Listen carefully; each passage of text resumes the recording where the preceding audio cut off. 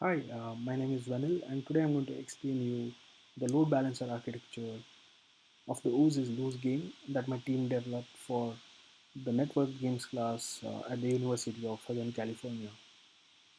To begin with, I will explain you the high-level architecture that the game is currently running on.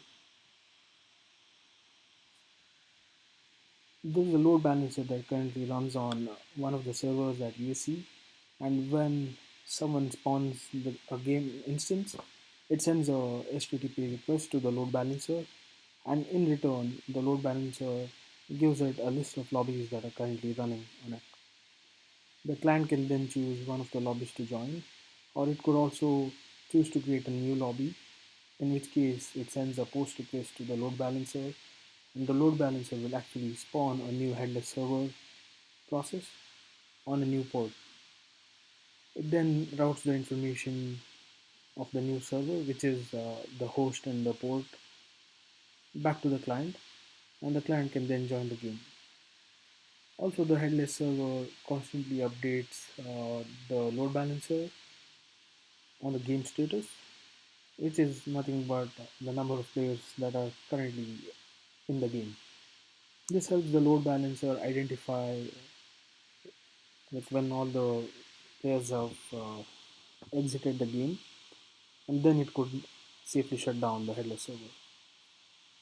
To get into a bit of detail, I'll first send a HTTP request to the lobby endpoint of the load balancer.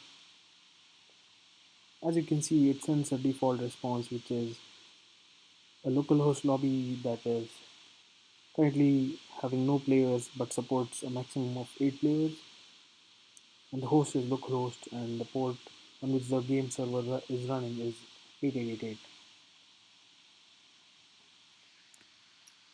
Also, currently the game server is not running any game instances, and for example, when a client logs in on the game, it first shows the default lobby which comes from the HTTP response. And if the client chooses to create a new lobby, the game actually sends a post request, and as you can see, the response is now updated with information about the new lobby that the client created. Currently, no players are in the game, and it supports 8, and it's running on Pylon 1 at USC on port 9000. You can also verify this by sending the command again, and as you can see, a new process is running, which is nothing but the game, and it's running on port 9000 as seen here. Now if I actually join the game,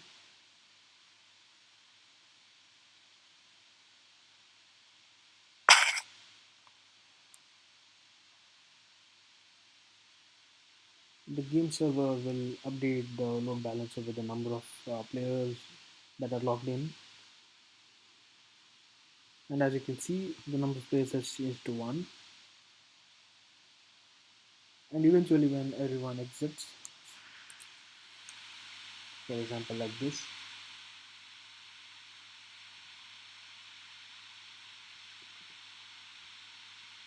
the number of players is changed back to 0, and eventually the load balancer will shut down the lobby, as you can see. You can also verify that by submitting this command, and as you can see, the Linux process, which is nothing but a game, is now not functional.